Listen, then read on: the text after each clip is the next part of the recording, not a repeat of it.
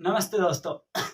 आज अपने जो आमेर का कछवा वंश पढ़ रहे हैं उसमें करीबन 3 या 4 शासक पढ़ लिए। सबसे पहले उत्पत्ति की बात कर रहे थे कि कछवा वंश की नींव रखी किसने, किस प्रकार यहाँ कछवा वंश की स्थापना की गई। तो कछवा वंश की स्थापना तेजकरण के द्वारा की जाती है। दूल्हे राय जो तेजकरण हैं उनके द्वारा किस वंश की, कछवा वंश की स्थापना की जाती है। इसके बाद में हमने अगला शासक कोकिल देव पढ़ा, जो आमेर को अपनी राजधानी बनाता है, आमेर को जीतता है, कहाँ के मीणाओं से जीतकर आमेर को क्या बना लेता है, अपनी राजधानी बना लेता है। उसके बाद में हमने पढ़ा था कि जो रामदेव है वो कदमी महलों का निर्माण करवाते हैं, और कदमी महलों में क्या किया जाता था, राज तिलक किया जाता था। इसमें एक और शब्द आया था रघुवंश तिलक। रघुवंश तिलक जो कछवा वंश के शासक है उन्हें कहा गया है, किस अभिलेख से मिलता है, ये 1612 का एक अभिलेख मिला है हमें, आमेर का अभिलेख। उससे यह बात पता चलती है कि आमेर के शासकों को क्या कहा जाता था, रघुवंश तिलक भी कहा जाता था। कहने का रीजन क्या था, कारण वही कि जो कछवा वंश के शासक है वो किसके वंशज है, कुश के वंशज, और कुश किसका पुत्र था, राम जी के। तो इसलिए क्या उन्हें रघुवंश तिलक भी कहा गया। इसके बाद में हमने शासक पढ़ा था जो हमारे पृथ्वीराज कछवा है।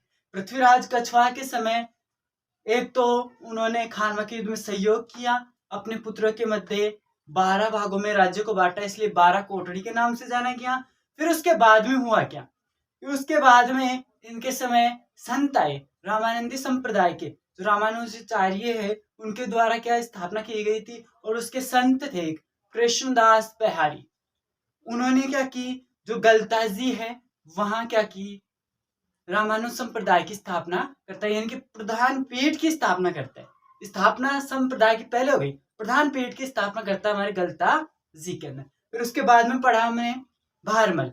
भारमल पहला शासक हुआ राजपूत, जिसने क्या की थी, मुगलों के साथ संधि और वैवाहिक संबंध स्थापित करता है। और लास्ट में हमने पढ़ा कि हरकाबाई जो भारमल की पुत्री थी उसका विवाह भी किसके साथ किया जाता है, अकबर के साथ कर दिया जाता है सांबर के अंदर 1562 ईस्वी के अंदर। और लास्ट लाइन ये पढ़ रहे थे कि जो जामा मस्जिद है उसका निर्माण भी किसके द्वारा किया जाता है, भारमल के द्वारा जो आमेर में किया जाता है।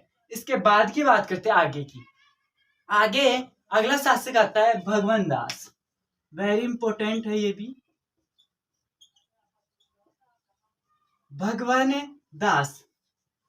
ये भारमल का पुत्र हो गया भगवान दास। भगवान दास शासन करना शुरू कर देता है। हमने भारमल में भी एक चीज पढ़ी थी कि जो अकबर था वो भारमल को क्या दिया था, 5000 की मनसबदारी और क्या अमीर उल उमरा की उपाधि दिया।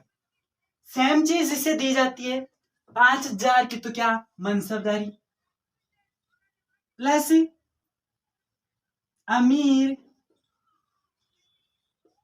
उल उमरा की उपाधि, सेम डिट्टो इसको दी जाती है। किसकी तरह, जिस प्रकार भारमल को देता है अकबर, इसको भी क्या दे देता है, ये यही उपाधि देता है, अमीर उल उमरा की उपाधि और 5000 की मनसबदारी दे देता है। इसके बाद में होता है क्या है कि 1569 में 1569 में कि जो हमारे एक गुजरात में क्षेत्र पड़ता है सरनाल, कौन सा, सरनाल। सरनाल में क्या हुआ, विद्रोह गया। और विद्रोह करने वाले कौन थे, जो हमारे अकबर है उन्हीं के वंशज थे मिर्जा। पहले मुगल बादशाह भी क्या लगाते थे, मिर्जा लगाते थे। वो तो बाबर था जो पहले भारत आया और उसने बादशाह की उपाधि धारण की थी। इससे पहले बाबर के जो पिताजी हुए थे उमर शेख मिर्जा, उन्होंने भी मिर्जा की उपाधि धारण की। तो क्या हुआ कि इन्हीं के वंशज ने क्या कर दिया, विद्रोह कर दिया, जिसे सरनाल विद्रोह या मिर्जा विद्रोह के नाम से जाना जाता है। इससे विद्रोह का दमन करने के लिए भेज दिया किसको, भगवान दास को, कि आप गुजरात जाइए और गुजरात में सरनाल जो विद्रोह हुआ है उसका क्या कीजिए, दमन कीजिए। सरनाल विद्रोह को दबा दिया किसने, भगवान दास ने सरनाल विद्रोह को दबा दिया। हुआ क्या, इसकी कुश्ती के अंदर भगवान दास को नगाड़ा और परचम, नगाड़ा और परचम दिया। ये मतलब नहीं है कि नगाड़ा बजाने के लिए दे दिया, बजाने के लिए नहीं। पहले होता क्या कि हर किसी राजा को क्या नहीं थी, यह आदेश नहीं था, आज्ञा नहीं थी कि आप अपने महलों के सामने क्या कर सकते हो, नगाड़ा बजा सकते हो। सबसे पहले इसी को मिलता है नगाड़ा वादक, कि आप अपने आने पे जाने पे, यानी कि महल से बाहर निकलो तब, महल के अंदर जाओ तब क्या कर सकते हो, नगाड़ा बजा सकते हो।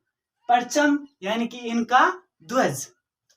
होता क्या था, जैसे मुगल बादशाह हैं, किसी क्षेत्र को जीत लिया, उस पे क्या करते थे, दो काम करना था उनका मुख्य। किसी भी दुर्ग को अगर जीतेंगे तो पहला तो उसका नाम बदलेंगे, वो नाम बदल देते थे। उसके बाद में क्या करते थे, वो वहां का झंडा भी हटा देते थे। जैसे आमेर का नाम भी मोजामाबाद कर दिया था बाद में, उसी प्रकार क्या परचम। लेकिन आमेर में भगवान दास को ये दे दिया कि आप आपके किले पे क्या कर सकते हो, आपका ध्वज पहरा सकते हो। किस विद्रोह के बाद, सरनाल विद्रोह के बाद। इसके अलावा दमन किसने किया, भगवान दास ने किया। इसके बाद में होता क्या है, अकबर करता है रणथंबोर का अभियान। रणथंबोर अभियान करता है अकबर।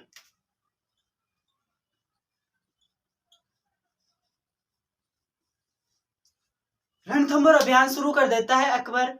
तो रणथंबोर अभियान से पहले इसको क्या करता है, भेजता है कि आप जाओ और बूंदी के शासक, दो व्यक्तियों को समझाने के लिए भेजता है इसको, कि जो बूंदी के शासक है सुरजन सिंह और हमारे मेवाड़ के शासक थे महाराणा प्रताप, उन दोनों को समझाने के लिए किसको भेजता है, भगवान दास को भेजा था। प्रताप को तो बाद में जाता है, पहले किसको, जब रणथंबोर अभियान होता है उस टाइम ही चले जाते हैं बूंदी के शासक को समझाने के लिए। और बूंदी का उस समय शासक था सुरजन सिंह।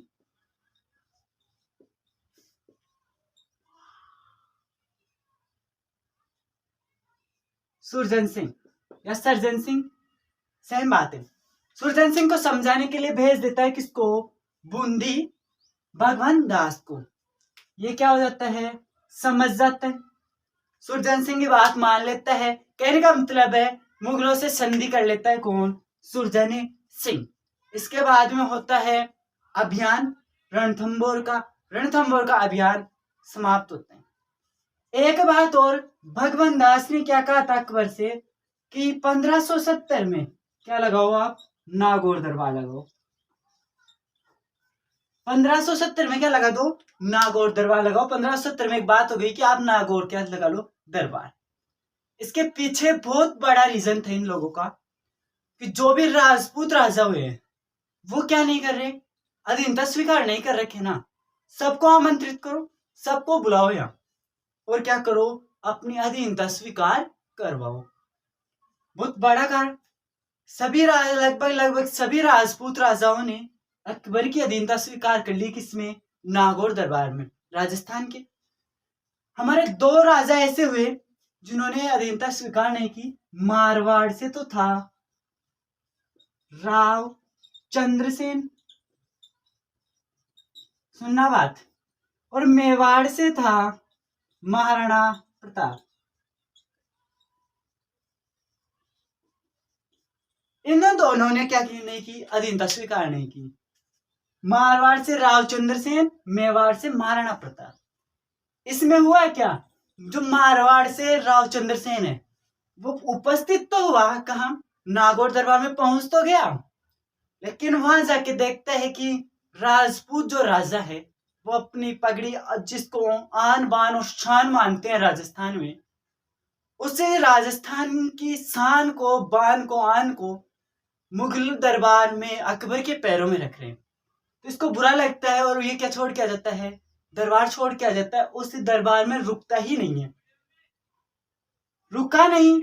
इस बात का पता चलता है अकबर को कि राव चंद्रसेन आया दरबार में, लेकिन क्या नहीं करके गया, मेरी अधीनता स्वीकार नहीं की। उस बंदे ने अधीनता स्वीकार नहीं की, इससे बुरा लगेगा ही नहीं।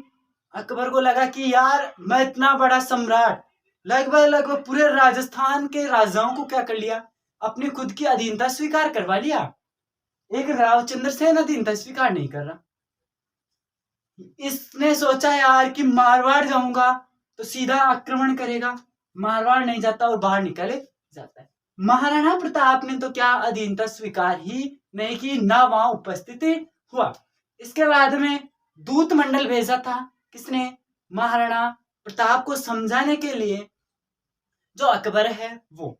उसके तीसरे दूत मंडल के रूप में कौन आया था, तीसरा दूत मंडल बनकर आया था, कौन, भगवान दास। पहले तो आ गया था हमारे जलाल खां, फिर आता है मान सिंह, फिर आता है भगवान दास और लास्ट में आता है टोडरमल। तीसरे दूत मंडल के रूप में भगवान दास प्रताप को समझाने के लिए आते, महाराणा प्रताप को समझाने के लिए आ गया।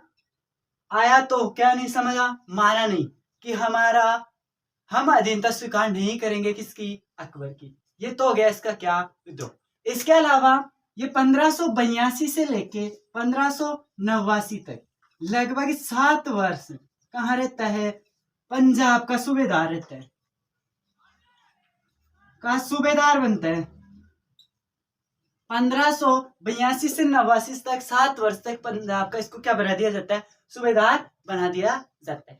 अगली बात करें तो इसने मानबाई का विवाह किसके साथ करता है, जहांगीर के साथ।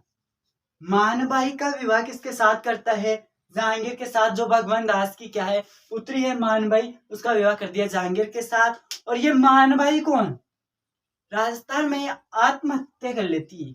ये क्या करती है, आत्महत्या करती है, क्योंकि जहांगीर शराब का ज्यादा शौकीन था, शराब के नशे में ही सारे दिन इधर उधर घूमता रहता था, इसलिए इसने क्या कर ली थी, मानबाई ने आत्महत्या कर ली थी। ये क्या था, हमारा भगवान दास था। इसके बाद में अपन बात करते हैं मान सिंह के बारे में, कि जो मान सिंह है उसने आगे चल के किस प्रकार मुगल सेवा की और अपना शासन चलाया था। धन्यवाद।